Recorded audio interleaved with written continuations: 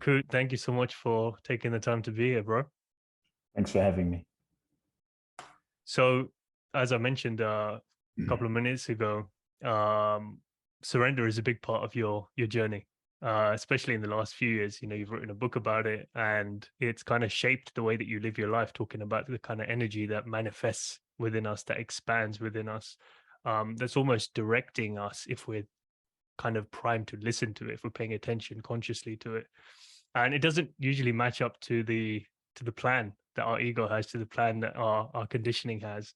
um but before we get into all of that, it'd be good kind of just to rewind and start from the beginning, kind of where you grew up and kind of how that shaped you. Yeah, look, I was born in Ghana, West Africa. My father's from Ghana. My mother's Japanese. I grew up in London, in South London, for most of my life. From a very young age, I always felt a deep. I was a very sensitive kid, a very empathetic kid. So I would feel people suffering very deeply, and there was always a part of me that wanted to alleviate people's suffering in some way.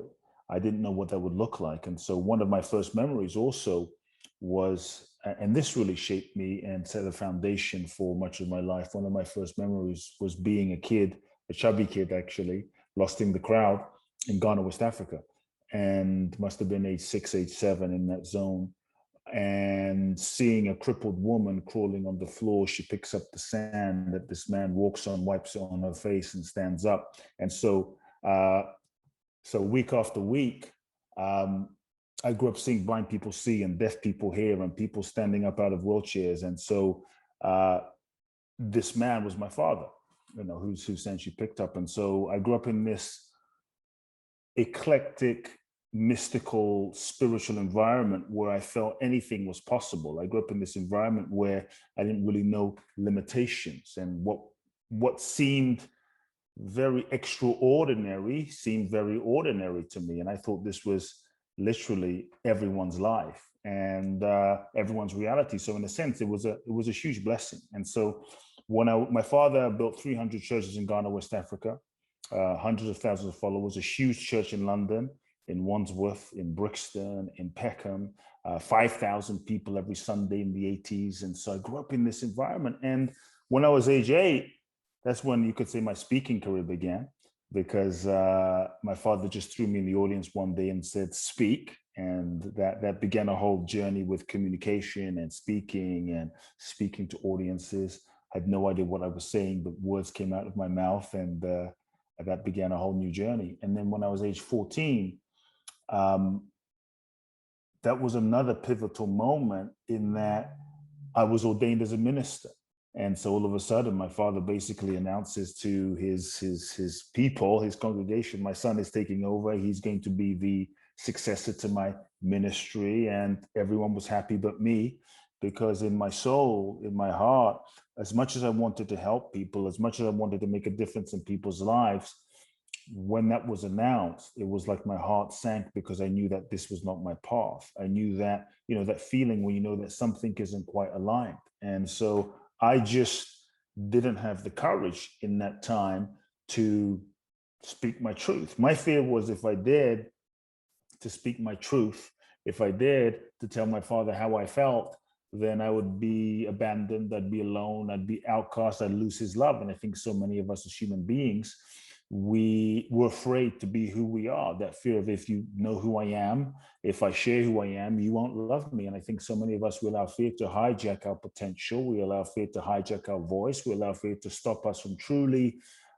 expressing and sharing our gifts and our love with the world. And so for 4 years, I kind of mustered up I sort of went through this inner turmoil and wasn't able to muster up the courage. But it took me about 4 years of like questioning and conflict and depression and ups and downs and internal struggle, where I turned 18 and finished my A-levels, chose not to go to university. And I looked into my life, and I think life is full of decisions. And I looked into my life and I saw 2 paths in front of me, that I could follow the expected path, the path that was set out for me by society, by community, by family, by my father.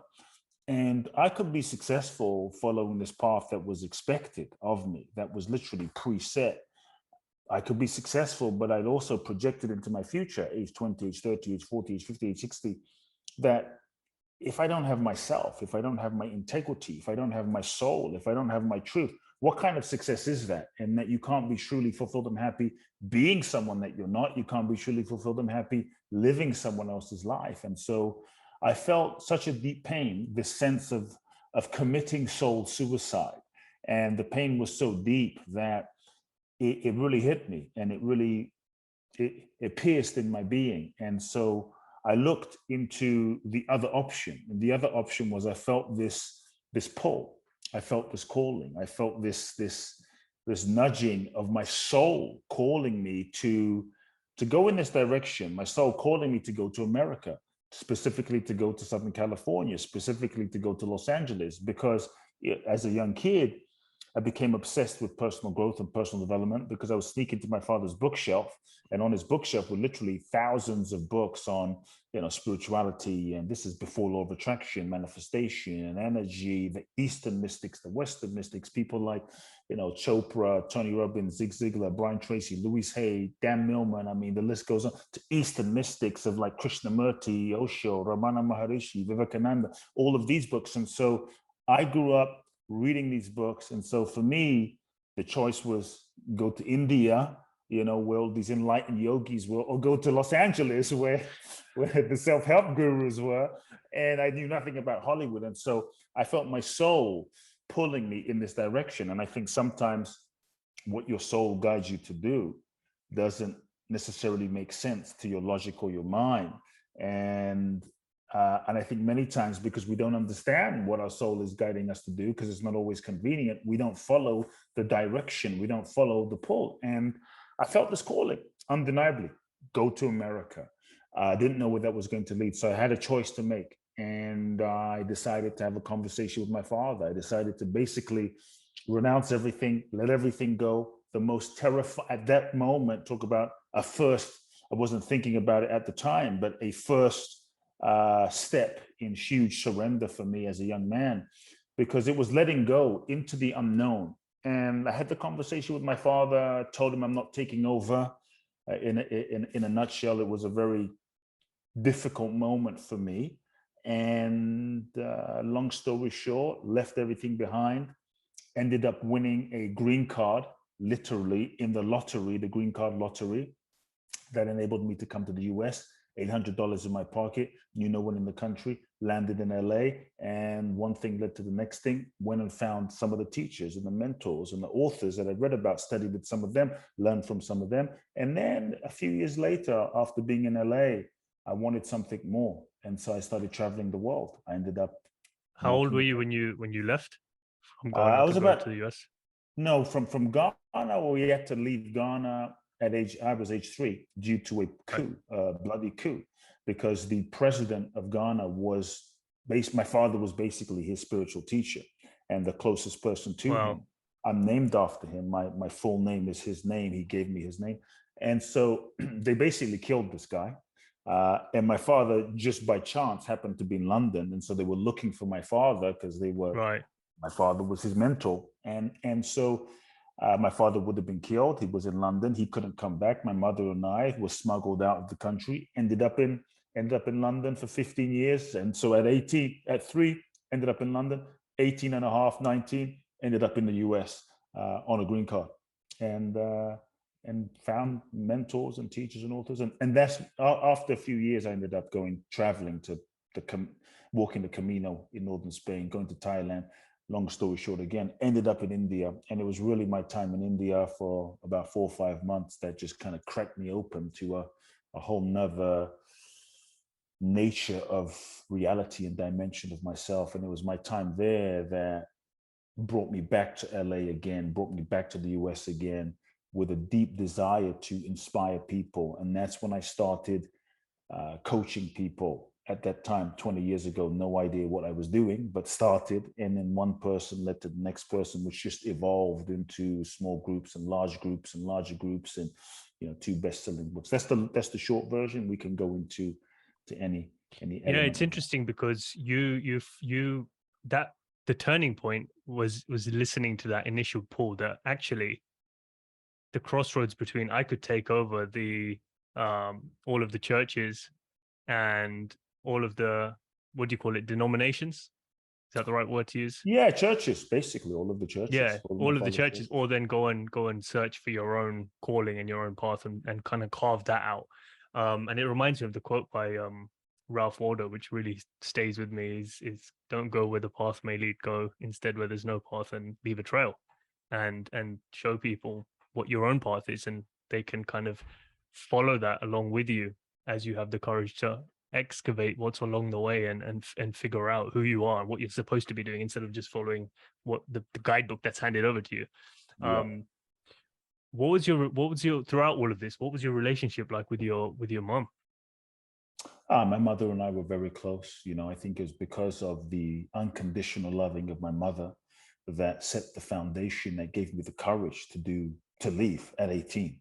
You know, because when I told my mother at probably 16, 17, and maybe 17, that I didn't want to take over. And I think she knew, because we talked about it, but when I was basically made the decision, she said, look, if you're sure, I support you no matter what. And she was the one that basically just loved me, supported me, set me. I mean, her and I were very close because my father was gone pretty much all of the time, and it was just her and I. And so she raised me like a single mother, basically a single parent. And so she gave me the greatest gift, which was to love me unconditionally, but also when it came time for me to go as her only child, just set me free. And I think that's a huge gift that parents can give their children, which is to not impose their own dreams and their own unfulfilled expectations for their own lives, or make their kids responsible for their happiness. And so when it came time for me to go, she just literally, I was so shocked, just set me free, go. And I'll never forget that when I arrived to the US in Los Angeles, this was 20 years ago, right? 20 plus years ago now. And I ended up in Venice Beach. Venice Beach at the time wasn't let's say, the nicest, hippest place.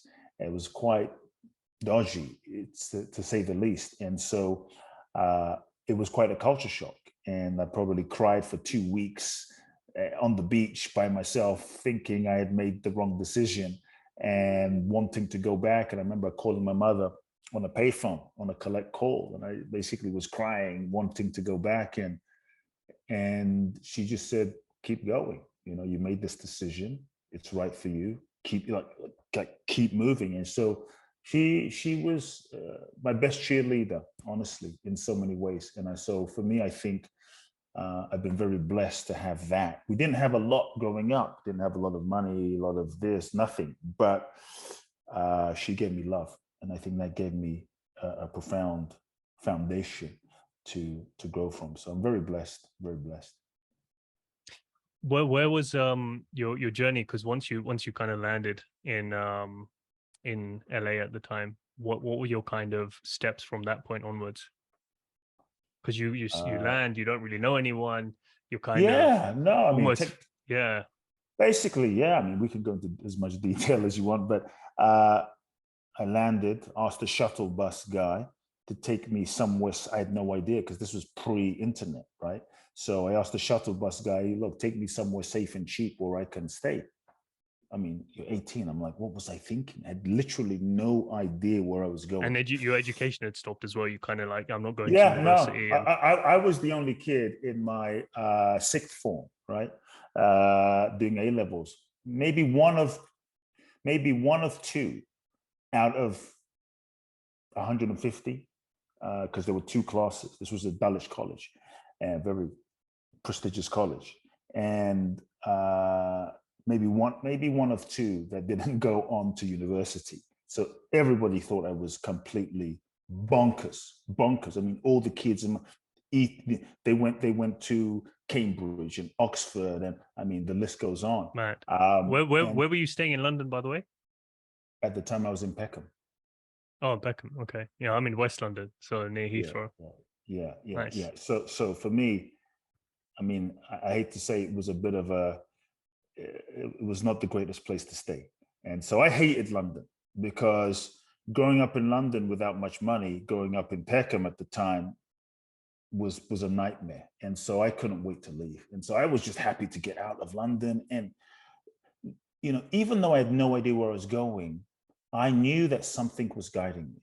And that's why I tell people, don't compromise on following your soul. Sometimes what your soul guides you to do will not make sense to your mind, will not make sense to your logic, will not make sense to your ego, will not make sense to your personality. But there is an intelligence inside of your soul that knows, and you don't need to know where you're going in order to get to exactly where you need to be, because there's an intelligence that knows. And sometimes your soul won't speak to you in this like loud siren signal, like turn left. Sometimes it's the subtlest sensation. Sometimes it's the subtle clues that you're being given by life, and your soul is nudging you and nudging you and nudging you in a certain direction. And so many times we overanalyze and we talk ourselves out of it, and we continually question the subtle nudging of our soul until we're now going in a completely wrong direction. So I just felt this nudging, and I followed that nudging, and yeah, I landed in LAX, told the shuttle bus guy to take me somewhere safe and cheap. And he drops me off, literally drops me off. So as my bag's out in Venice Beach, have no idea where I am, and found not even a motel, it was called Venice Beach Cotel, right by the beach. I mean, a cotel, that says a lot. So it was basically a dormitory of like a hostel. Stayed there for a few weeks, and then, you know, had $800. So managed to get a $250 a month apartment, not an apartment, basically a studio. And began life in America from nothing. And that was, even though it was challenging, even though it was difficult, there was a part of me that felt at peace, because I knew that I was living my truth. I knew that I was living my integrity. I knew inside of myself that I was being true to myself. Like, I could have stayed at home and had an easier life and taken over my father's situation and taken it to the next level, but I would have been dying inside, you know? And so I think one of the things as human beings that stops us, that blocks us, that stops us from transforming, that stops us from being truly happy and fulfilled, that stops us from going to the next level, are all the ways that we lie to ourselves. As human beings, in so many ways, so we could get into the reasons, but as human beings, I think in so many ways we are lying and rationalizing to ourselves for why we're doing what we're doing, the decisions that we make. Basically, in so many ways, we are bullshitting ourselves out of self-preservation, out of familiarity. We stay in relationships that we know deep down, if we're honest, if someone put a gun to our head, we know deep down it's not aligned. We're not in love. It's not right, but it's comfortable. But we feel guilty. But what will family say? For societal expectations, for family expectations, we stay in jobs that we hate, knowing that this is not the reason for why we were put on this planet in terms of our gifts and our purpose. But we stay, again, out of familiarity, safety, comfort, society expectations, and we wonder why we feel miserable or why we are dying inside.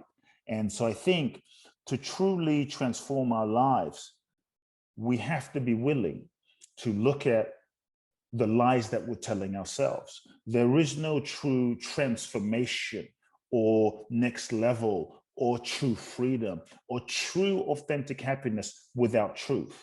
And so I would just invite everyone, and this is something I had to do, not consciously at the time, but as a young man, I had to tell myself the truth.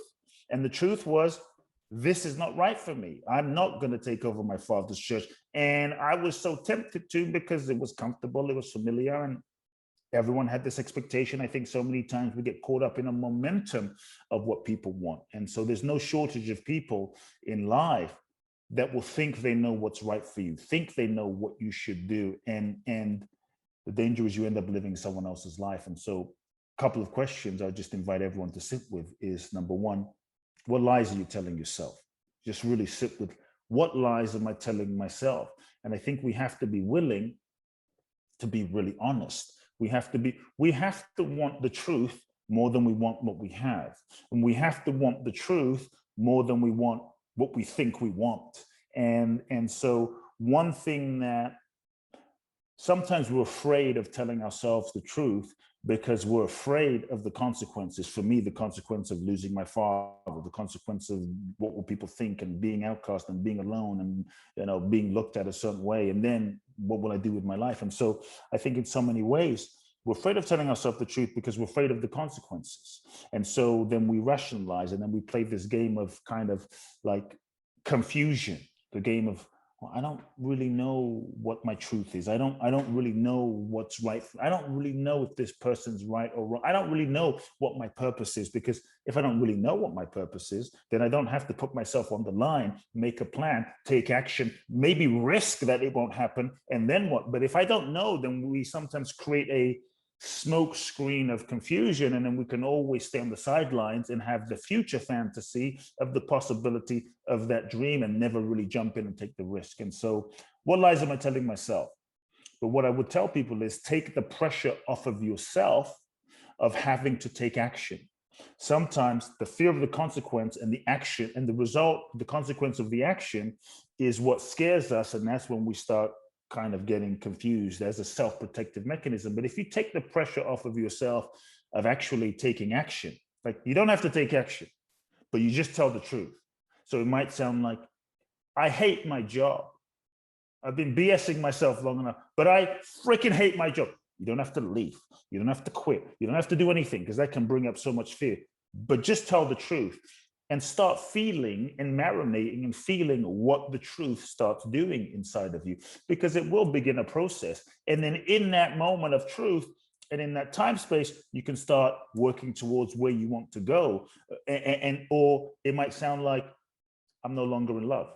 I'm not in love with it. This relationship is no longer right for me. That's the truth. No more BS. That's the truth. You start feeling that. And that begins a process inside. And so I think on some level, what I found for myself is happiness is quite simple. Fulfillment is quite simple, not always easy, because we're conditioned. And we're conditioned. And so that conditioning is what often prevents us from just being honest. And so to me, speak the truth, feel the truth, live the truth, communicate the truth, say what you mean, do what you say, happy life, easy. But that's integrity, right? But that has to be one of the values. You have to actually, because I think what's been important for me along my journey as well is kind of clarifying, what are my values? What is it that is driving me internally? Because then that, I guess, directs the emotion, the action, the thoughts that I have, rather than then being influenced by whatever someone else's reality is along the way, because there's going to be so many other realities that can impede you if you allow it to. And as I was sitting with this the last couple of years, the thought that came to me was, if I'm not clear on the direction of where I want to go, or at least what my values are, and then allow that to let my life be kind of guided, then I'm going to fall prey to someone else's marketing plan very easily, because I don't know what speaks to me and what doesn't. Oh, this thing sounds good. Yeah, great. I'll get that. This thing sounds good. Yeah, I'll sign up to that. And then you just go around in circles. You don't really know. You kind of left feeling like, okay, this is great. I've invested in all this kind of stuff, especially in the personal development world, seminars and webinars and books and this and that. But it gets to a point where, because this is what's happened to me, is that reading all of those books, you get to a point where, okay, this is all great, but this is someone else's information. Who am I? Ultimately is a question that I've been sitting with the last few years, which then led to this idea of surrendering and understanding, okay, what I've learned has been a great catalyst to get me to where I am now. But for who I need to become and who I need to be, I have to be able to trust myself. I can't use the crutch of other people's knowledge and wisdom and plan, because that's them. That's their journey. That's their truth. That's their path. And that can give you a glimpse of what's possible, but it doesn't mean that's what's meant for you. So yeah, it's kind of, it is scary. It's the path to courage. Yeah, absolutely. Takes courage. Were you able to put words to all of this as you were doing it? Like, did you know consciously what you were doing as you were kind of letting go and stepping into figuring out your own path, or kind of carving out your own path? Or did you feel kind of, or you mean at that time, or at that time? Yeah. Were you able to put words no? to At kind of at what that was time, happening? Yeah, at that time I was a kid, right? At that time I was in my teens, and so it wasn't necessarily conscious. I just knew the feeling in my gut that something wasn't aligning and something wasn't right. Mm, And so that feeling, basically, there was no peace. I didn't feel peace. I didn't feel peace. I didn't feel peace. And no matter how much I tried to convince myself, like, well, maybe it just, I just felt this internal discord inside.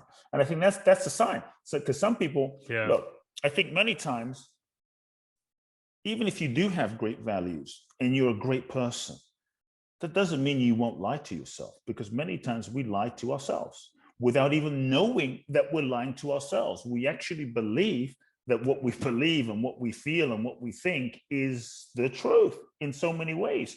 Because to me, the ego's job is to reinforce its identity. And if we believe the degree to which we've been conditioned, the degree to which we identify and as this sort of mind, body, belief structure, ego, right? Ego is that process of identifying as what we think is ourself. And so the ego's job is to reinforce its existence, but also prevent us from getting hurt, prevent us from ever getting hurt again like we were hurt at a certain point. And that's why we go into denial. That's why we go into avoidance. That's why we lie to ourselves, even if it's not conscious. And so I think it takes a tremendous amount of courage to start being honest. It takes a tremendous amount of courage. But if you're not sure if you're lying to yourself, then one of the ways to sort of, or the signs that you might be, is that internal pain, that internal suffering that manifests as stress, that manifests as depression, that manifests as lack of energy. And so for me, there was a constant lack of peace inside. It just didn't feel right growing up. And so for others, it might be depression, others, it might be resentment, others, it might be anger, others, it might be, and I think these are, especially if it's constant, these are constant signs that, well, something's not clicking. And it's not clicking, and we don't feel peace for a reason. To me, peace is our natural state.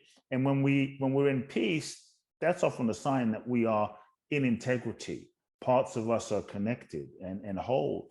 And another way that somebody might be lying to themselves but not know that they're lying to themselves as a sign might be the manifestation of physical pain, a temporary physical ailment, where the lie that what you're suppressing and what you're not acknowledging starts manifesting in your body as a physical pain or as a disease that your unconscious is manifesting in your physiology, trying to get your attention in some way. And so these can often be signs. But for me, it was just this sense of, I never felt peace. I didn't feel calm. Even as much as I tried to convince myself that this could be great and this could be amazing and this could be, I felt this kind of anxiety feeling inside that wasn't from like excitement. It was just, something's not right. And so yeah. I just had to quit the bullshit, really, and just get honest with ourselves. Just get, like, if somebody looks at maybe a trivial, I say with a smile, but a simple situation, like if you look back on your past relationships, maybe. And I think we've all had this experience where if you look back on your past relationships and you think about that person that you were so in love with, you wanted to be with, you thought, my God, maybe, but everything on paper seemed right. And but like you love them and yet something didn't settle inside. And there was always this like, should I stay? Is it one? Little bit of anxiety, yeah. Yeah, but they should be, and they're amazing. But I don't feel. And then you'd speak to your friends about it all the time, and they would say, "No, come on, give them a chance. They're amazing." All of this stuff. Then when you finally broke up with that person, there was this, as painful as it was, as heartbreaking as it was, there was this kind of knowing where you might tell your friend or yourself and say, "I knew that wasn't going to work. I just knew." That wasn't going to work. We just have to, so there is a part of us that knows, if we're willing also. I think we live in a culture that is so busy. It's so busy. We're so distracted. We're running around. That busyness can also be the ego's defense mechanism from truly resting into our knowing. Because if I'm busy and I distract myself, then I never have to actually just be quiet with myself and feel what I actually already know inside. I'll just distract myself so I don't have to feel what I know inside, because I don't want to feel what I know inside. Because if I feel what I truly know inside, then I might have to rearrange some of my life. And it's sort of, even though it's not aligned, it's kind of comfortable and convenient in this moment. And so I would invite people to create spaces in their lives to really listen, because in many ways we don't listen. We don't listen to the truth. We don't listen to the nudging. We don't listen to us, and we don't create the spaces to listen. How do you create the space in your life? I think it's, on one level, it's quite simple. You have to have the intention and you have to want to. And one of the ways I just create the spaces is just literally creating space to sit and listen. That's one. Just creating space to just a few moments of silence on your own. A few moments of silence to just be and listen, to see. Maybe check in. Meditation, to sit and listen. And I think in simple, I mean, those are some simple ways, but in simple ways, we really don't. We're constantly going, constantly going, constantly going. And so, I think that's part of the ego's activity, right? To keep its sense of identity and who we think we are going. And so it can be scary to just listen and question ourselves, because to question ourselves or what we think is ourselves is scary for our perceived sense of self. It's scary for our perceived sense of self, which is not really, you asked about who am I? It's not really who we are. It's just who we've been conditioned to be from childhood, patterning, conditioning. But because we identify that version of ourselves that we perceive ourselves to be as me, to question ourselves and to change our beliefs and to get in touch with the truth can feel terrifying, because it feels like a death. It feels like I am dying, but we don't realize, because we haven't sort of taken the time to question, have the space, like, oh, that idea of who I think I am, that I believe myself to be, is really an idea. It's a construct. It's a pattern. It's a set pattern and programming of what I think myself to be. It's not really who I am. So if I question that, it's not that I'm really dying. It's just the identification and the ways I've been holding on to the sort of concept of myself as dying, but am I the concept? And so I think the more we can realize who we are and who we're not, which we can go deeper into, then the freer we become to get in touch with truth. Like I think this might help. The moment we're born as children, we're born free. We're born free. We're born in touch with truth. Talk about surrender. A kid is living surrender. A kid is just, they shit when they feel like it. They cry when they feel like it. They kind of eat when they sleep when they feel like it. They fall down, bang their knee, but they don't sit there for 3 years crying about it and, going to therapy and being a victim. They just cry. It's over. The flow of feeling moves through. Then they start running again. And like nothing happened. It's just, they're in the flow. That, to me, that is, they're surrendering to whatever is arising in the moment. So a kid is in touch with their divinity, their true self, their true essence that we were all in touch with at one time. That's why I think when we look into a kid's eyes, before they're really conditioned, we melt. We're reminded of our own innocence. We see that unconditioned, pure essence just shining through them that we were, which is why we all open our hearts with when we're around children, right? Even the most hardened person. And so a kid, we're in touch with our own wholeness, perfection, completion, divinity. We're born, we incarnate into this human experience. A couple of things happen. Number one, we meet our parents. We're born into a preset pattern of conditioning. Country, culture, religion, societal, community, generational karmic patterns. We're born into a preset frame. Now we're born into this, and our parents, they're just doing the best that they can do based on their parents and their generations and their unresolved traumas. And so now we're dealing with dysfunction, trauma. Maybe dad is crazy, mom is an alcoholic, maybe there's mental health issues, maybe they're fighting, maybe there's divorce, maybe they're great people, but they don't know how to just meet our emotional needs. And so two things happen in terms of the creation of ego, which is then leads to disconnection, leads to lying to ourselves, the first thing is we start unconsciously, most of the time, learning how to shut down, disconnect, and not feel the pain that is going on around us as a survival mechanism. It's survival. Shut down, disconnect, not feel. Wow, dad is screaming. Oh, it's too intense for my nervous system as a child. Shut down, disconnect, not feel. We suppress, we suppress, we suppress. Before you know it, for 15, 18 years, layers and layers and layers and layers and layers of unfelt, unprocessed emotion builds up. Our true light, our true essence, our true magnificence kind of gets hidden underneath these layers of unprocessed sort of emotions that we've learned to not deal with and not feel in order to lie to ourselves about what we're really feeling in order to function and survive and just deal with reality. And so now we contort ourselves into a kind of shape, erecting walls in our hearts that we don't even know we're erecting. It's unconscious survival protective mechanism to deal with the pain. So now we're sort of molded into a certain shape, walls up, surrounding our sensitivity, our compassion, our ability to feel our soul, our ability to listen. We've had to disconnect that in order to not feel the pain.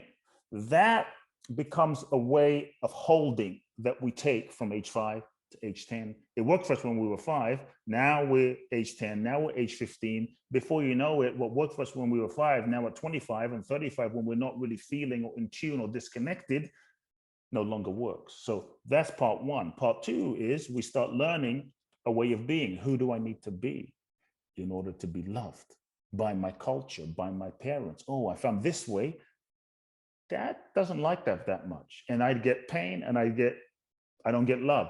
But if I'm this way, get all A's, be a good kid, be independent, take care of people, be nice, smile all the time, whatever it is. We start learning, which is, again, we start learning how to lie to ourselves about who we truly are. And so we start developing roles and masks and personas and an identity that we create that we, again, hold so tightly onto. We contort ourselves into the shape, hold so tightly onto in order to avoid pain, get love, validation, and approval.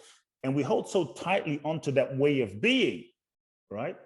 Kute, Vipul, John, Susie, Sandy, Donald, and we hold so tightly to this way of being that we end up thinking that contorted, programmed version of ourselves that we've become is who we really are. No, it's just who I am. This is me. I'm this way. I'm like this. But it's not. It's just a program and a set of patterns that we've learned to hold on to that's being reinforced by society, university, school, media, social media, parents, religion, that we hold tight. And the degree to which we hold on is the degree to which we're conditioned. The degree to which we're conditioned is the degree to which we're not free, the degree to which we're not aligned, the degree to which we're not in touch with our truth. But we don't even know that we're not in touch with our truth because the version of ourselves that we've become is what we actually believe ourselves to be. That is ego. And the degree to which we're in ego, not as a bad thing, is really as a self-protective mechanism. The degree to which we're in ego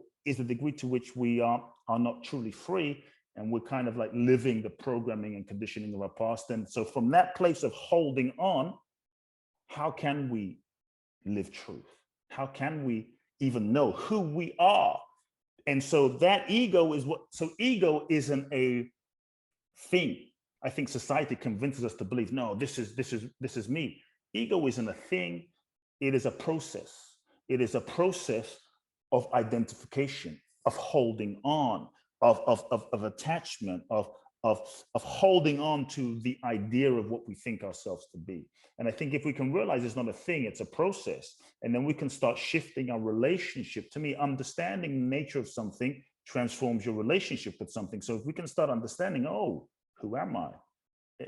Am I those beliefs? Am I that feeling? Am I my religion? Am I that thing? Am I those emotions? Am I that story? When we start realizing, oh, maybe I'm not those things, then who am I really? But it's so scary to question who we are because that feels like a death to the ego, which is why we resist and which is why we don't freaking surrender, which is why from when we're locked into ego, we run away from surrender because that feels like an existential death for ourselves, which is why the activity of ego is activity. You know, ego is constant activity or resistance. Activity or resistance. Anyway, I'll stop there.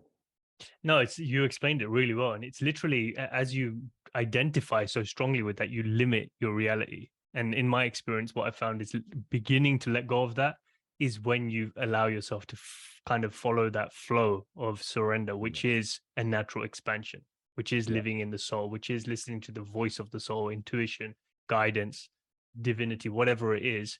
That leads you to places that in the very essence of following, you have to let go of the ego or the stories or the attachments, whatever you want to call it, to then get to that place, because it doesn't exist within that reality. And that's actually, let me just quickly show you this as well, because you talked about masks, and that's why the cover of my book, I've got masks. Oh, nice. A mask, because it was the process of taking off one at a time. Like, oh, I'm not my job. I'm not my name. I'm not my body. I'm not my limbs. I'm not what my parents told me. Like, what is that? You go all the way back to a blank canvas. And that's freedom, because from that point, you're like, everything else is a fucking label. It doesn't, I can do what I want. I mean, I would say that I think it's so true, when we really question, which is scary. I think when people talk about surrender, they start, okay, like, surrender now. And so the danger can become that we start trying to force ourselves to surrender. Like, why am I not surrendered? I read the 7-step book on surrender that Kute wrote. I read, Searching in the Silence, and like, surrender, hurry up and surrender. But I think when we can realize the nature of the ego and understand it for what it is, then we can shift our relationship with the ego. And then when we shift our relationship with ego and we stop fighting ego, and we understand that ego means well, and it's just a process, and it's just trying to protect us. It's just trying to keep us safe in some way. It's just trying to prevent us from getting hurt again. Then we can actually start taking a step back to observe it, realize we're not it, and just kind of meet it with compassion. And I think the more we can hold the space for the process of identification that we've been conditioned to believe that we are, and meet ourselves, in quotation marks, with the space of just compassion, then even when we're not surrendered completely, then we can just surrender with that, and hold ourselves with the loving and the compassion. That's when I found that there's no resistance even to the resistance. And that's when ego can also relax and just soften and relax. And I think, yes, when we're locked into the prison of ego, we're not able to see the infinite possibilities.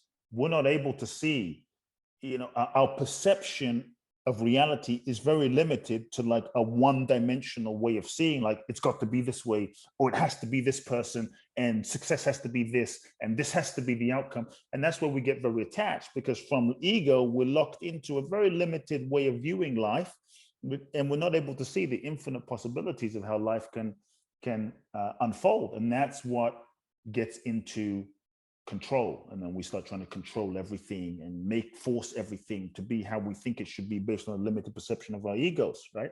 And I think that's how we end up living a limited life. So surrender, like, I really would love people to reframe their idea of surrender, because I think in our culture today, surrender has a bit of a bad rap. There's this idea that if you surrender, you are weak. If you surrender, you're passive. If you surrender, like, you're going to be taken advantage of, you're going to be a doormat. You won't manifest your goals, dream, desire. You won't be powerful. If you surrender, you're going to get left behind, and you're going to get less in life. It's giving up, waving the white flag. And really, what I'm saying, what you're saying too, I think, is in surrender, what if you didn't get less, but you got more? Yes, surrender is a letting go of control, or the illusion of control, from the perspective of the ego. Surrender is when we stop trying to force and manipulate life to fit our limited idea of how we think it should be. It's a letting go of the idea of who we think we should be, and how we think life should be, so that we can be truly open and available to the organic unfolding and expression of the kind of infinite possibilities of how life and what life is seeking to manifest through us. And so I think when we surrender, we transcend ego. We go beyond ego, the identification of ego. And what we don't realize is the transcending of the egoic identity and attachment is not less. It actually opens us up. We go beyond our limited human potential, and we start opening and tap into another dimension of potential of life. And that's when we don't manifest less, but that's when I found life. Like, now we're truly open to infinite possibilities, and life starts manifesting through us.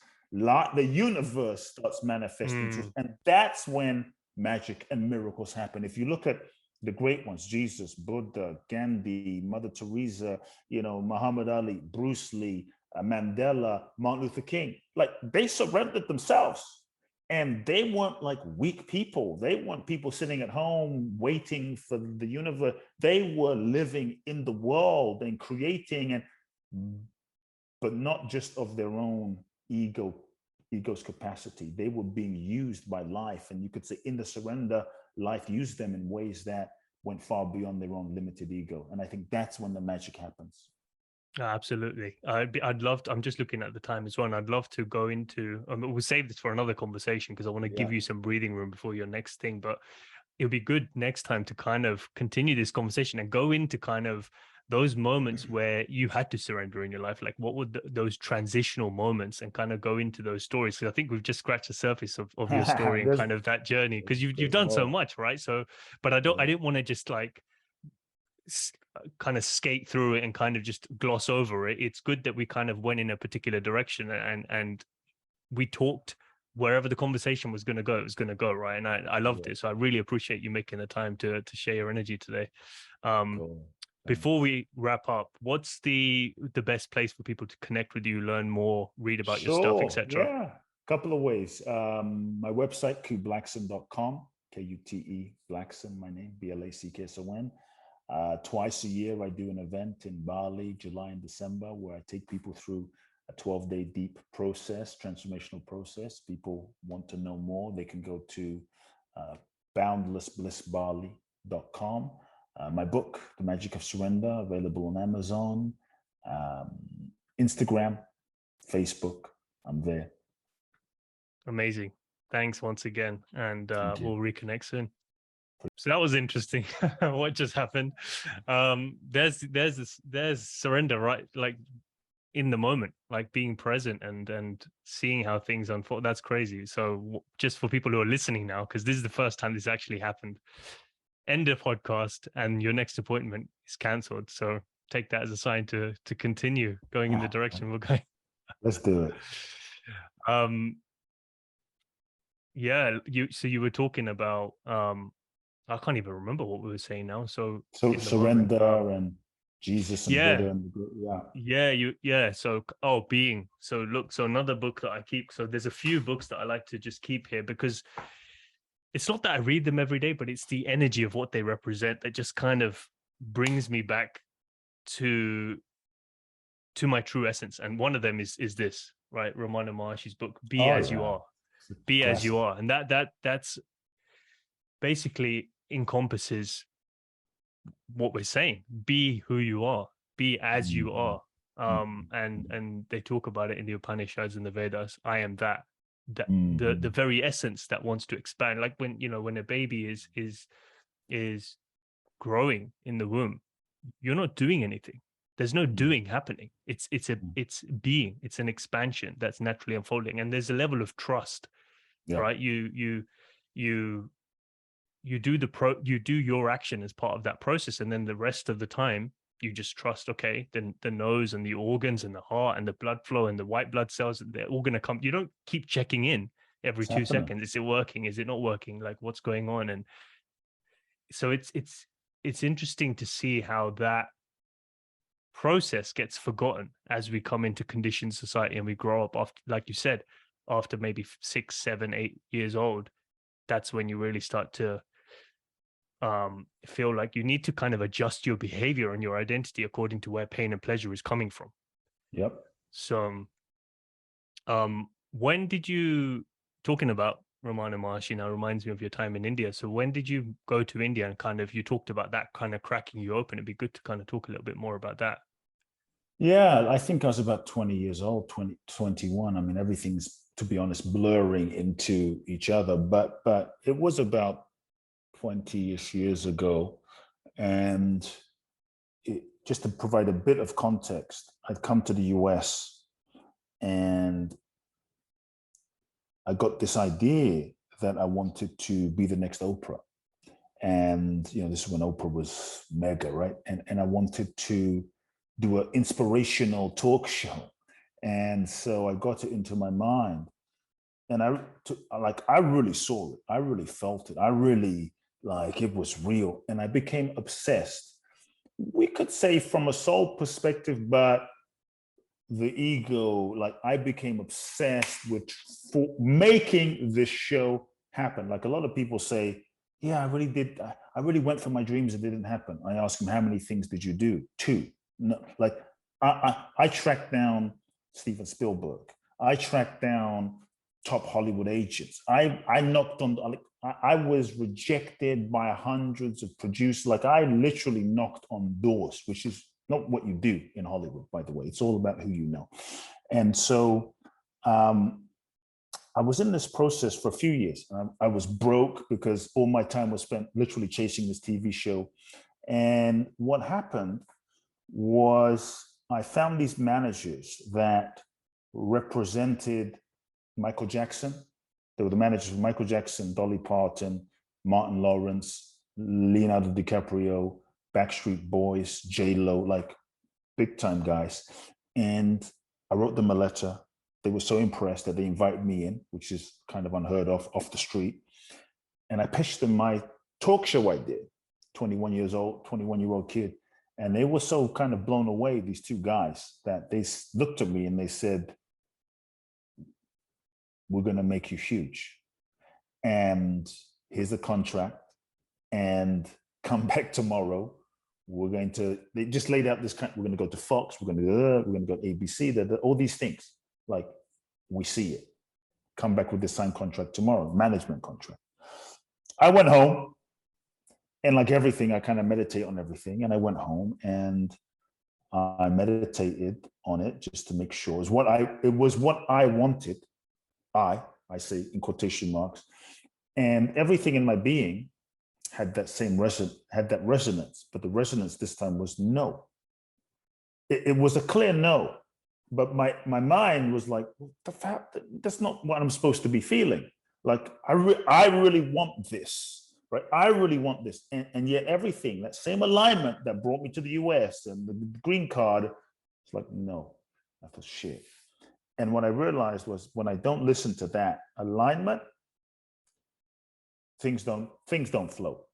So I was naive enough, crazy enough, young enough to just follow that alignment, I guess. And I told these guys, no, look, my soul doesn't feel it.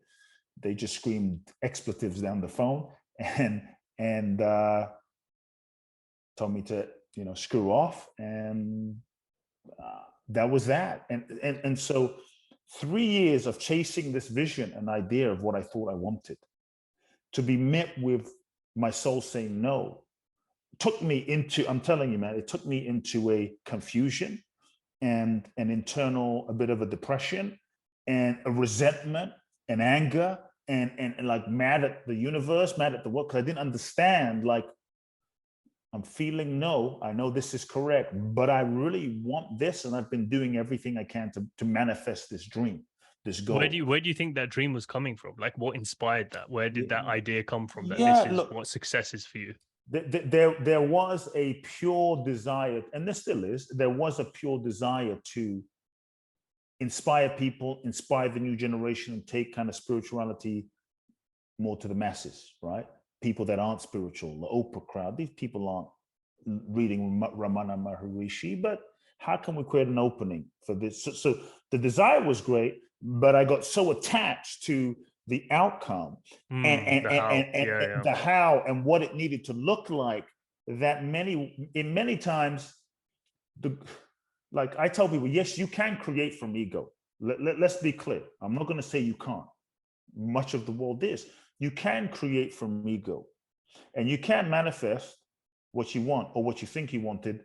But sometimes when you get what you thought you wanted, you start realizing that what you thought you wanted was not what you really wanted. It was just what you thought you wanted based on who you thought you were. And if you're not in touch with who you truly are, that who are you question, then what you think you wanted is not going to be authentically aligned. And so many times our goals and dreams and desires are projections of unmet needs. Yeah, I wasn't loved as a kid. I was bullied as a kid. I didn't get enough love as a kid. So if I can just achieve that goal, that car, that house, then I'm going to be enough, right? And so maybe some of the form was based on inadequacy as a boy, not feeling loved. And maybe all of these things that I wasn't thinking of at the time, because everything got kind of convoluted to, I genuinely want to help people, but through the prism of ego, it's like, it has to look like this. And I think it's okay if we have a goal and idea, but the issue becomes when we get so attached, that ego gets so attached that there's no openness and flexibility to possibilities. And to me, that's a sign. And so when I realized this, I was so frustrated, and I felt like trapped, right? I was so frustrated that I basically screamed at I was driving to San Diego, and I screamed screamed at God, basically, a bunch of expletives again. And I said, I don't know what you want from me.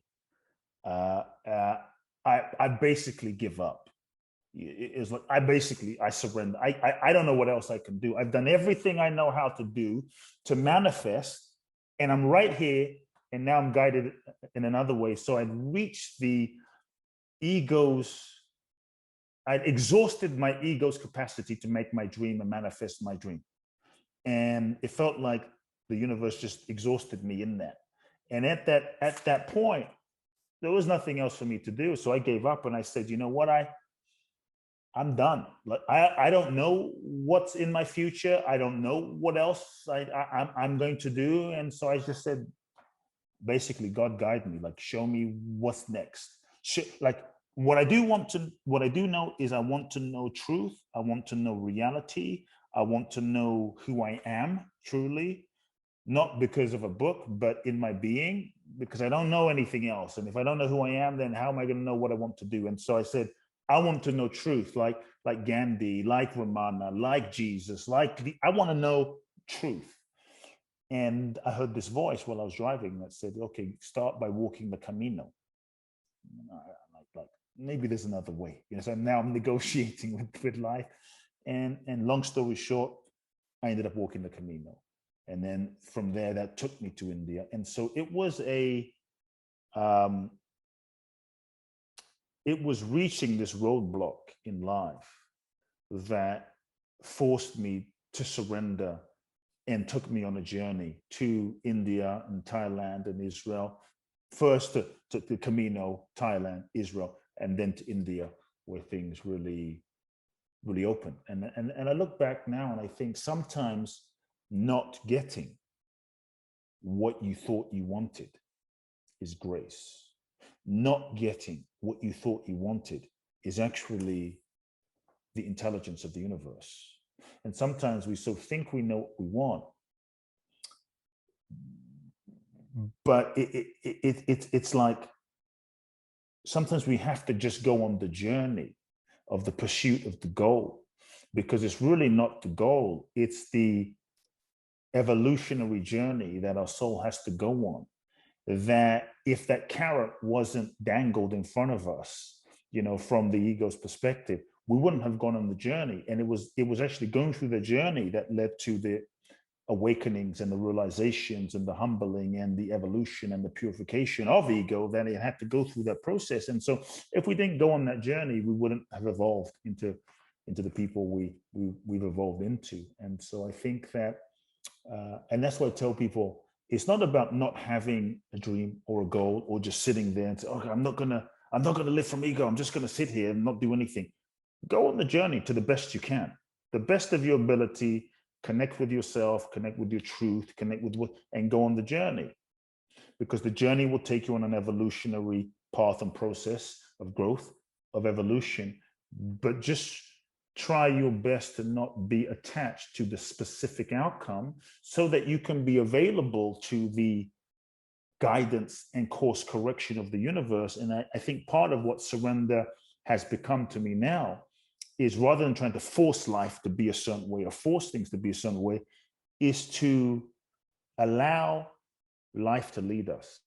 And I think that's part of a texture of surrender, is when we're willing to allow ourselves to be led by life. Because as you said, life has an intelligence, the same intelligence that birthed the sun and birthed the stars, function the trees, the oceans, the mountains, the same intelligence that when we eat food today, like how is it that we eat a sandwich and then our hand doesn't become a sandwich? The same intelligence that knows how to digest this food and send it to different parts of our body. And it's the same intelligence that is breathing your heart and breathing my heart, is breathing, all elements of existence, from 8 billion people to the cockroaches and the dogs and the fish and all species. It's like, this intelligence is the source of what we are. And like, I think it knows what to do. But I think in so many ways, from that perspective of ego, we're constantly getting in its way.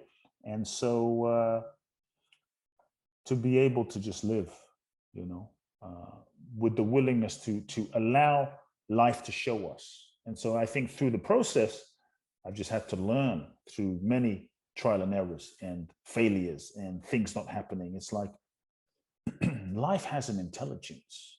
And if we're willing and able to just give our best, give 100%, go for it, 100%, but don't hold on so tightly. Like, hold on, be loose with it. Then when the water and the ocean moves, then we're able to move. And you'll start seeing, if you kind of relax enough without holding on, you start seeing that, wow, there's a flow here in this situation. There's kind of a flow here in this relationship. There's wow, something's flowing over here. It's very subtle. Like if you look at a river, I was in the Ganges, and you see it flowing, but it almost looks like sometimes not moving, but it's like flowing in a certain direction. Even just like this conversation, we're supposed to get off, but I looked at my phone. Wow, my next person canceled. We wanted to maybe do another thing possibly at some point, but typically everybody gets busy. And so here's the flow, and we caught the flow. And I think partly life is the more we can become sensitive to the movement. Now that movement isn't your movement or my movement, ego's movement, it's the movement of life. And I think when we can catch that wave, then we start realizing that you're not the doer or I'm not the doer, but life is what's doing. And that's, I think, when the magic happens, is surrendering to the flow, surrendering to life. Do you have any siblings? I have half brothers and sisters that I'm not that close to, but just me from. Right. Yeah, because I'm curious, because you grew up in an environment that was kind of religious, spiritual, kind of had a to an extent non-traditional kind of upbringing compared to probably most of the people in Ghana and especially London. I wondered how that may differ for your other siblings, half siblings, like kind of what how that shaped them, if they grew up in that kind of environment, or did they grow up not kind of as influenced by we didn't grow up together, so it was completely like two separate realities. Yeah. Oh, got it. Okay. Yeah. And then kind of once you were at kind of in India and Thailand and Israel, etc., were there any kind of key moments where you were like, okay, now I'm beginning to understand what this journey is about? Like now I look back and I see how instrumental it was for me to not accept taking over the churches, because now it's a little bit more clear kind of what needs to happen. I don't know. I mean, there were many, many pivotal moments, especially in India for me, that birthed new realities. I think many times when things don't go according to plan, from the perspective of the ego, it seems like the worst thing. And from the perspective of the ego, when we're in it, we're not able to see like the perfection of it. It's usually way after, years after, months after, decades after, that we look back and realize the perfection of that art piece, the perfection of that not happening, and how it was perfect orchestration in the tapestry of our life, you know. And so now I look back and go, wow, like if I got a TV show and I went down a certain track, I certainly wouldn't have gone to India 35 times. You know, I certainly wouldn't have gone and sat with gurus and teachers and gone as deep inside of myself and done the therapy and done the healing and done the inner work that I did at starting age 20, 21 years old. I wouldn't have done that. I probably would have gone in a different direction. I mean, who knows what else? But, and I probably wouldn't be doing the work I'm doing now at the level I'm doing now. And so now I look back and go, thank God that didn't happen. You know, thank God that didn't happen. Then I think back and go, what if my father happened to be in London, in Ghana, when the coup happened?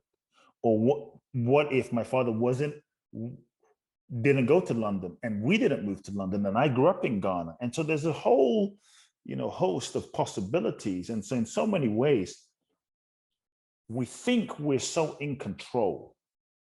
And this is why I say in so many ways, we're not as in control as we think. And so being in India, when I first got to India the first time, I had this very romanticized notion of, you know, how India was going to be, at least Everyone for me. does, right? Right? It's going to be like enlightened mystics at the airport and, you know, everything incense. And I'll be honest, no offense to anyone, but I arrived in Delhi in June, okay, with a backpack, shaved head, romanticized idea. I hated this place. I was ready to freaking get out in 2 days, and I was just trying to escape from India for the first 2 weeks. Like, like torturous, hot. Like I was on third-class section trains, you know. Then I got to Varanasi on day 3, the burning dead bodies. There's dirt and poop everywhere, you know, in these little corridors. And I'm like, what am I doing? And it's freaking hot. I'm in a little $1 a night cell block.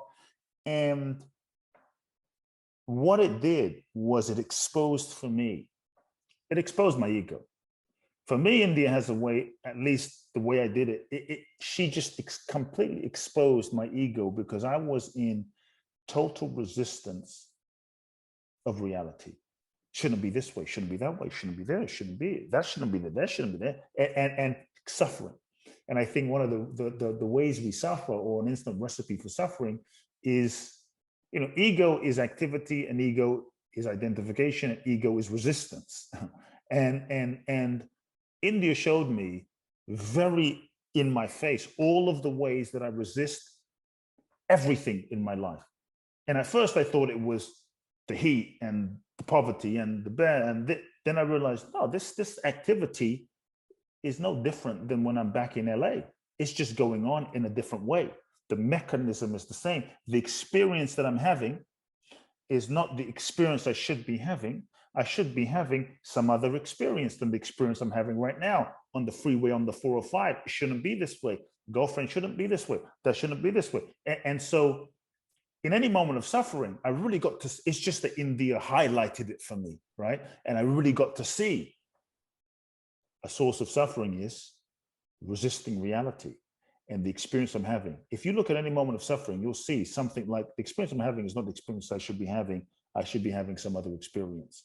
And I got to, it was like being in a gymnasium where I got to flex that muscle and stretch that muscle of shouldn't be this way. Well, it is. Shouldn't be waiting at the train station, and train shouldn't be late for freaking 8 hours, but it is. And the more I was able to like embrace what is, I'm in this train station. It's going to be about 8 hours. Let me enjoy it. And then I would see, you know, families, you know, sitting at the train station, having picnics, laughing together, and playing games together. And here I am pissed off that I'm 4 hours late. And I thought, wow. And so I really got to see the source of my suffering, the source of my ego, the source of my resistance. And it gave me a framework to begin embracing what is, embracing reality as it is, and embracing the world and the three-dimensional reality as it is. And what I started seeing, because I met with couple of enlightened mystics, and they were so freaking at peace with it all. They were just like truly at peace. And I didn't understand why. And what I started to really understand in my journeys to India is like, the truth is, we live in a three-dimensional existence. This is the realm of duality. This is duality. It's the realm of interdependent polaric opposites. That's the nature of life. We're not living in a transcendental realm where it's only love, light. This realm that we're in a physical body, is a realm of limitation, density, 3D, duality, plus, minus, up, down, black, white, poverty, riches, negative, beggar and Barney. It's all like male, female, plus, minus. And so it's physics. It's the like when I was in, this is where it all started hitting me. I would run on the Ganges in Rishikesh every day. I go for a jog every morning for 3 months like this. I go for a jog, and then I would stretch, and then I would jump into the ocean, jump into the Ganges River, because I wanted to be a real yogi, right? And I'm like, maybe I want to rethink that, but I was doing this every day. And then I would sit with this sadhu. It was all painted in a little cave, and we'd talk to this guy. And one day, after like all this time of resisting and speaking to this sadhu, and I looked at the river, it was like, I don't know what happened, but it was like seeing all of these waves, man, seeing all of these waves, like one river flowing from the Himalayas, flowing from, the source, flowing, one river flowing in a direction, all these seemingly different waves, but none of these waves are really separate. They're all kind of interconnected, but seemingly flowing. The wave over here is really not separate from the wave over there, but it seems separate, but it's not. And it was just like seeing humanity and reality. And so it was this experience of the inherent unity of existence unfolding in the multiplicity, and how the unity of being can unfold and express through the diversity and multiplicity of form without losing any of its essence. And I am that, you are that, I am that, you are that, we are all that. All of this is that, we are all waves in this ocean, and what connects us is the oneness of water, the oneness of this ocean, the oneness of being. And it was just this really sort of inner experience, that was different than my mind understood, and an acceptance of all of this, like it's all one. It's all perfect. It's all whole, but not just as words like I'd been reading. Yeah, it's all God. It's not. No, it was this internal experience, so to speak, that shifted things. And so there were many experiences in India that shifted things. And so that, plus a deep acceptance of the nature of this dimension, it freed me up to stop looking for perfection. What I saw was there is no perfection in the 3D. This is the realm of duality. This is the realm of interdependent polaric opposites. It's the nature of life. It's the realm of, shall we say, time, space. And so I stopped looking for perfection in this realm, in my personality. Like no matter how much therapy I did, the personality is going to be the personality. The real perfection is at the level of being, and that's that sort of deep realm that transcends experience. And so India freed me up somehow to just accept what is.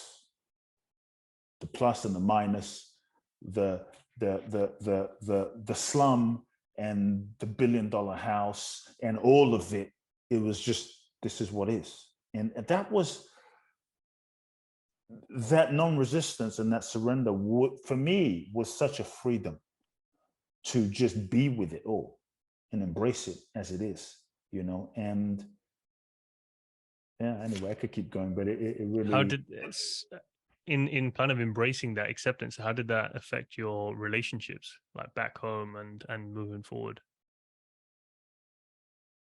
My relationships, as in, yeah, like with your parents and with your, like if you had a partner at the time, with your friends, like obviously because you left from where you were, you know, from London, from Los Angeles, etc., to go on or embark on the journey that you know, which you're talking about now. But it almost feels like you got to a milestone, which it definitely is a milestone of acceptance and embracing. Actually, it is what it is, right? Like you said, the $1 billion and the slum. How did that then show up in your relationships that you had in your life at the time? Yeah, I'm not going to say all of a sudden my relationships were perfect, because they weren't. But you know, one thing. Well, first, it shifted my relationship with myself, because the constant seeking of, I'm going to meditate so that I'm perfect. I'm going to do therapy so that I'm perfect. I'm going to do this technique so that I'm never going to feel emotion and anger and sadness. And, you know, again, it's like, no, that's not what, for me, and like, that's not what freedom is. It's, and so what started happening at the beginning stages of it was a shift in my relationship with myself, where there was more peace, even though maybe there was sadness or there was madness.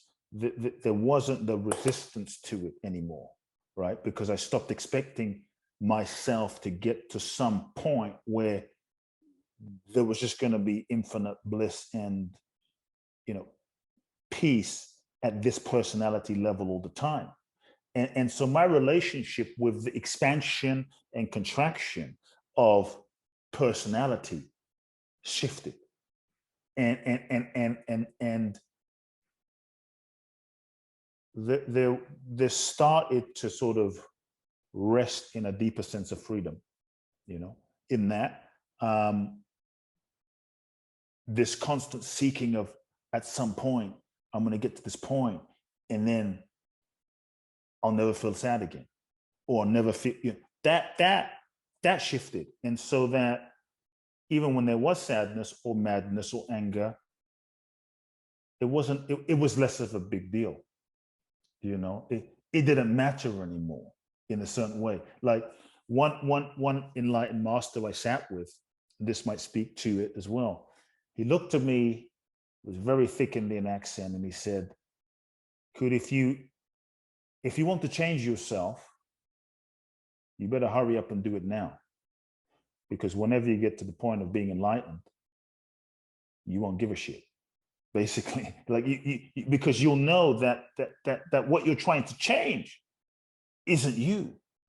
And I spent so much of my time trying to like change myself to get to this idealized notion, and that was causing me more suffering, you know. And so that freedom started opening up, and I think that softened certain edges of certain unrealistic expectation with people as well, you know, like expecting them to never, or expecting them to be.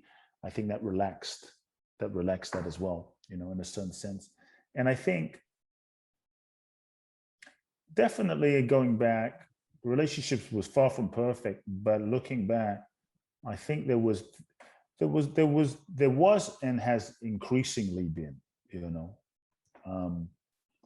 much more of that sense of connectivity, as in the feeling of love, you know. And what I realized coming back more was, it wasn't like love is a feeling that I'm going to get from the other person. So this feeling of like, get this person to love me, and which is suffering. I mean, it's constant suffering. But it was more of a feeling of like when I was on the Ganges having this experience, seeing all these waves, and feeling the oneness of all. It was a deep sense that we are all one, and the shared beingness that we are, like, that's love, right? And so I remember, it was so funny. I remember standing up in front of the Ganges and literally running through Rishikesh, looking at people, going, like you're me. It was this funny moment of like, you're me. And I'm like, you're me. And it was just this deep feeling of love, like you're me and you're me and you're me. And I started going up to a few people like, you're me and you're me. And some people started laughing, but it was like, you're me and you're me. And I like it was this sense, and so obviously when I came back to the US, I wasn't running up to people like that. But in that moment, it was so like, I feel it. Like I felt a heightened feeling. Yeah. It was a heightened feeling. And so that recognition of that sort of shared oneness is only just deepened, over the years. It's almost, you feel like, you look at someone else, you're like, how did you get in that costume? Because you just see it as costumes, right? Yes. Yeah. What like, through all of the journey that you went on, this whole world tour of spirituality that you went on, were there any particular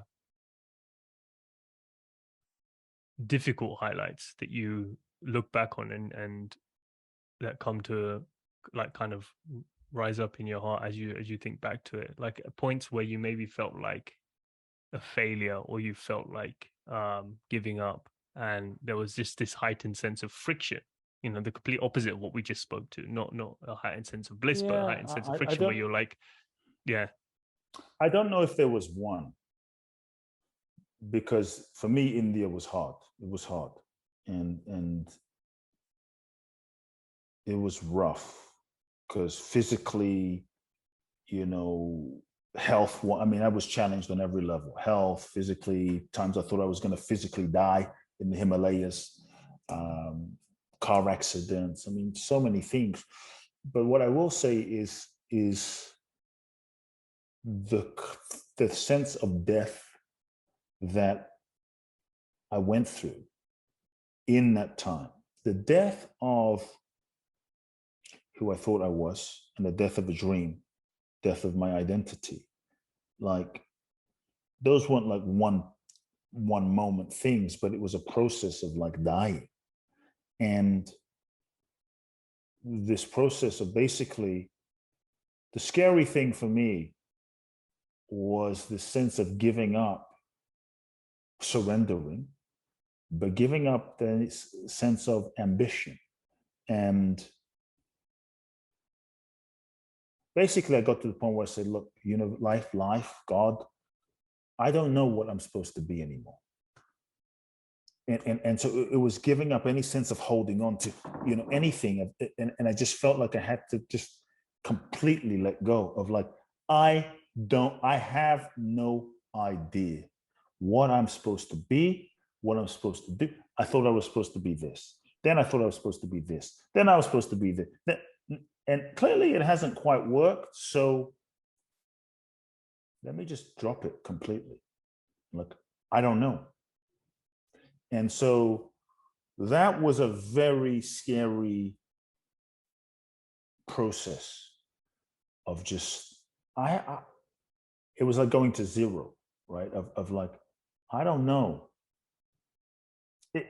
If I'm supposed to clean the streets and be a street a trash collector, and that's the highest unfolding, then okay. But I'm tired of trying to make shit happen with my ego. And I'm tired of the egoic way of living life. And so the shift, which was terrifying for me, because I thought, if I make the shift, then how the fuck is anything going to get done? And maybe I'll be a vegetable. Maybe I'll just sit on the like, what will happen? This was a real internal and so I just said, what is it that life is seeking to express through me? I don't know. And it's scary to not project my mind and intelligence into the future, to project it and like visualize. But that's what I've always done as a doer. And that's terrifying. But I have to let something inside, I have to let something that I have to let it die. I have to let myself die. And it was going to the complete zero of, I have no idea. That was terrifying. You know, that was very scary because I always knew, I think one of the ways that ego seeks to control and keep us safe and reinforce its existence is through control and the constant need to know. Because when we know, then maybe I can manage the pain and manage what's going to happen. And so giving that up and saying, I have no idea. And just sitting in that and saying, until something deeper than my ego, myself, arises, I am not going to act. I'm just going to just sit in this and feel what is the deepest impulse that wants to express. Feel what is the deepest impulse that is seeking to emerge beyond cuteness, beyond, like, what is that? And I'm going to just kind of dare to just sit in this freaking abyss. That was terrifying. And when I came back to the US, I was kind of still in that place. And it felt very raw, very scary, very vulnerable. Because I would go out, let's say, to a friend's party, and I would kind of just sit. I remember just sitting at the party, right? How old were you then when you came back? Yeah, 22, 20, in that zone, 23, in that zone. And all of the typical egoic ways of, doing the you-ness, right?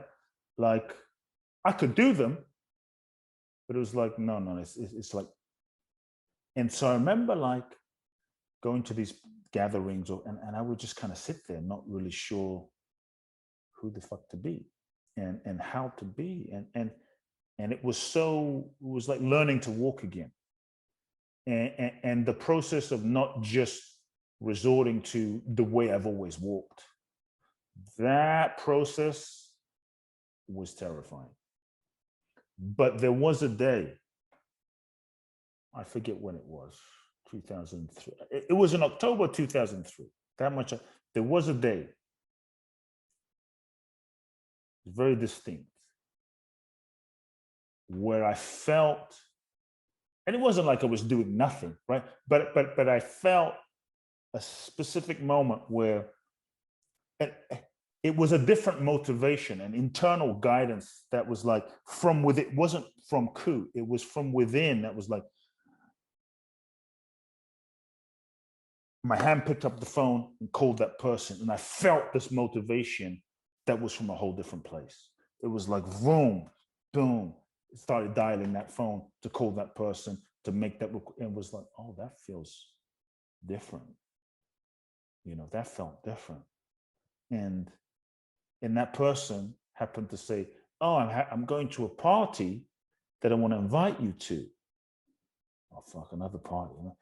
But it just felt like, go to it. And then I went with that person. We were supposed to like then they said, well, I'm going to go to this party, but I can't stay, but I'm going to drop you off. I'm going, what the hell? And that party was like the beginning of meeting my best friend and a whole new community, like it was a whole new opening of possibilities of connections and people and friendships, and a whole nother level of, this best friend introduced me to, I was in LA a while already, but introduced me to so many more amazing people. It was just like, that was a distinct shift in the energy for me. Well, and then when did the work start that you're doing right now? Like, how did that come to be? Because it's a fine balance, like you said earlier, about kind of surrendering and sitting with the abyss and then taking the action. Yeah, look, I'm not going to deny that in that stage, I was struggling, I was 20 years ago struggling because I wasn't like trying to like make money. I was just doing my best to like, Mm, manage my bills, just barely. And prior to that, going to India, I had done some seminar promotion for seminar speakers and what have you. And so I would go into these offices, sales offices, real estate offices, give away free talks to enroll them into a seminar of Jim Rohn or Brian Tracy or what have you. And so I remember around this time, one of the managers for the real estate office called me up and he said, Kute, I remember you from, 8 months ago when you came in, and you were so inspiring. And do you coach people? And I said, yeah. I had no idea what I was doing, but that guy became my first client. And I just, before coaching became popular, I just made up a coaching thing. And then he referred me a person and another person, just very slow, very slow. Then the real work started maybe a year later when it felt like I felt grounded in my being after being in India and going through these crazy journeys. I felt like, man, something is settling inside. And my neighbor brought her ex-boyfriend to my doorstep and said, can you help him? I said, why? He said, he has lost, this is 20 years ago, $250,000 in 2 days in Las Vegas. He's addicted to heroin, cocaine, weed, alcohol, prostitutes, gambling. Can you help him? All I heard come out of my mouth was, yes, bring him. It was Sunday. Yes, bring him tomorrow. Then I thought, oh shit, what have I said? I have no idea, like, what is this? Because at that time I was doing more traditional coaching, kind of like success coaching, accountability, kind of like how most life coaching is today. But this needed something way deeper, much more transformational. And so I meditated on it and I kind of received a vision of a condensed process, kind of like what I had been through myself, but to condense that into a month. And so I designed a very specific process.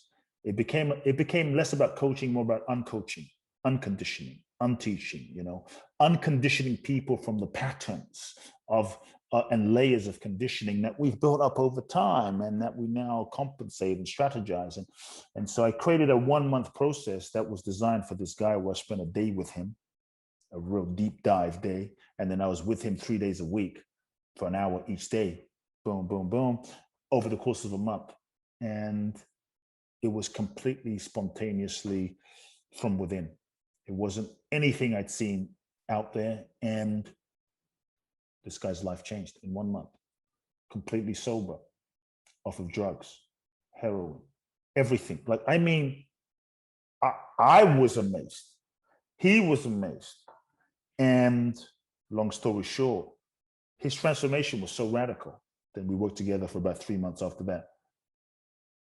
Everybody started asking him what the hell happened. He started referring people to me. And before you knew it, this is when things really started happening. He was an Israeli guy, small knit community. One person came, another person came. Before you knew it, every Israeli and then their friends, everybody was coming. And then within months, within a year, people were flying from around the world to work with me in this process, because I figured if this process I created works for someone that was a little extreme, how would it work with like regular people? It was radical transformation. And so people started coming from around the world. And then so my one-on-one coaching just honestly organically evolved. It wasn't out of force. It was not sexy marketing, no Facebook at the time. It was just organic unfoldment of life, bringing people and the right people. And I was working with 8, 9, 10 clients a month in a very intense way. And it just expanded and my reputation grew. And I did that for many years. one-on-one, and then small groups and large groups. And it was just a very organic unfolding. How long do you think, from the times that you've worked with these individuals one-to-one, what do you think have you found to be the kind of the sweet spot for them to make a change with the amount of time they spend with you? Like, is it, you said you do the deep dives, the 3 months, all that kind of stuff. No, I became known for the month process. And that's why the month process, because I don't do it this way anymore, but I would spend a day with them. I would spend 2 hours with them doing what I call an interview, then extracting a whole bunch of information. Then I spend a day with them, which was like 8 hours of just deep dive stuff, like deep stuff, not just chit chatting. And then 3 times a week. Nobody was doing it that way. I don't even know if people do that, but 3 times a week for a month. And so, most coaching at that time, at least, you speak once a week. The challenge is by the time someone comes back next week, they don't even remember who they were last week. And then so the momentum takes 2 years, if that, right? Because the patterns keep getting reconditioned again. And so because I did this intensive deep dive, then Monday went to Friday, Monday went to Friday, Monday went to, so the exponential momentum of transformation really kicks in, and people's lives would really transform within a month. And that's why people came. And so many people within a month, their lives have shifted. Obviously, it's not like that's it. They have to do their own work, but a lot of core patterns, conditioned patterns, can shift, and we're able to shift in that time frame. And that's what set the foundation for much of my work. Was there anything tripping you up as you started coaching more and more? Was it anything that kind of served as a mirror for you to realize actually there's still some stuff that's kind of sticky with me that I need to seek kind of clarity on? I don't know if it was anything specific. I mean, look, there's always been a process of evolution. And so I tell people that you can't really coach people beyond where you've been yourself. And as coaches, your own evolution is what will limit the depth of where your clients tend to go and the depth of the space you're able to hold. And so I'd been pretty deep to a certain point at that point. And there was always, it's such a long time ago, but there was always certain levels, of inner work. I remember, and I'll keep this short because there's a whole nother journey to this, but I remember having to work through some of my own suppression or shame around sexuality, right? And having to work through some of that. And as I did, making peace with, because my father's a minister, and not that sex was bad, it's just I learned to suppress it in order to be nice, to get love, to put that role on, and this thing that you don't really talk about. And so it wasn't something I was, as a young man, at peace within myself at that time. And so there was this sort of sexual, spiritual split. And I remember right as I was healing this within myself, a client shows up, beautiful woman, a stripper.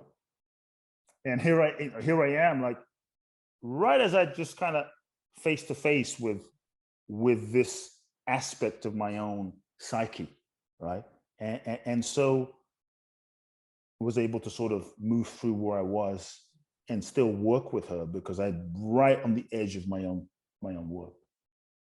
Give me 1 second. I'm just going to plug my charger in real quick. Sure.